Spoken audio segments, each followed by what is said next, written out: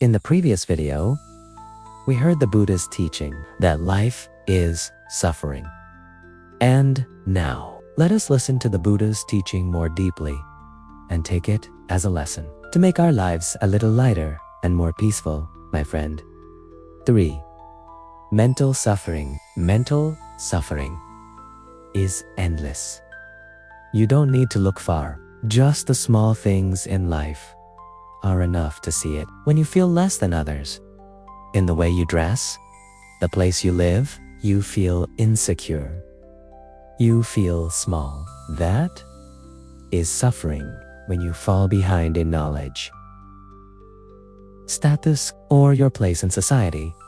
Your mind fills with inferiority, jealousy, or even despair.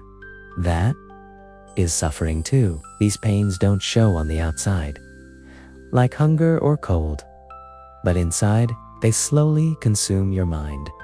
That's why mental suffering is invisible, but far deeper and much harder to overcome than physical pain. 4. Suffering from external forces. Suffering doesn't only come from within, it also comes from others. A single compliment can make you happy, but one harsh word can stay with you for days. Being deceived, oppressed, or treated unfairly brings pain, hatred, contempt, or even a look of disrespect can weigh heavily on your heart. All of these, big or small, shape the suffering in our lives. Not just physically, but mentally, we are constantly facing suffering in countless forms. That's why in Buddhism, the first truth is this: life is suffering. 5. The truth of suffering. The truth of suffering means this: human life is truly suffering. But understand this clearly, the Buddha did not teach this so you could run away, become negative, or give up on life.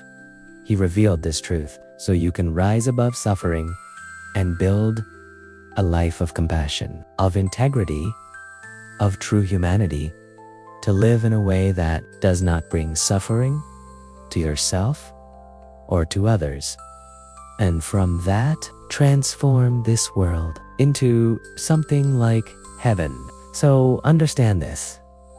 If someone runs to religion just to escape heartbreak, to hide from pain, to forget life through rituals, that is weakness.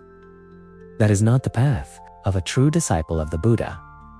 And if someone uses Buddhism to make money, to live in comfort, on the sweat and faith of others, creating superstition, spreading deception, that is not wisdom, that is exploitation.